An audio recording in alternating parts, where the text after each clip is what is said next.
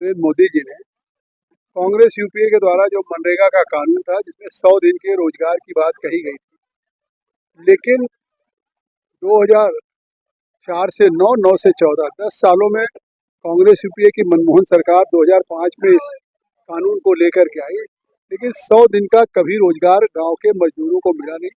औसत जो आंकड़े बताते हैं प्लानिंग डिपार्टमेंट के कि 50% से अधिक नहीं मिला।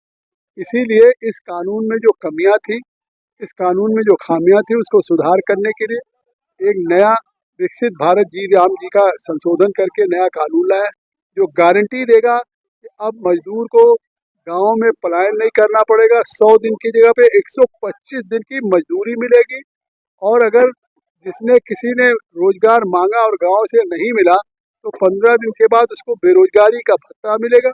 और अगर वो विकसित भारत जी राम जी में काम किया तो 7 दिन के बाद उसका मजदूरी उसके खाते में आएगी। अगर 7 दिन के बाद लेट हुआ तो ब्याज समेत आएगा। तो एक तरह से ये पूरे देश को विकसित भारत बनाने में, गांव को आत्मनिर्भर भारत बनाने में मजदूरों के लिए सबसे बड़ा कानून, सबसे बड़ा अधिकार, रोजगार की गारंटी, मजदूरी की गारंटी।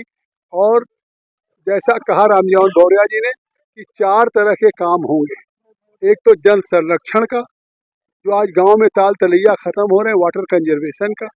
दूसरा अस्थाई पर निर्माण का, अस्थाई पर संपत्तियों का। तीसरा आजीविका मिशन का कि लोगों को रोजगार देने की गारंटी। और चौथा जलवायु संरक्षण का।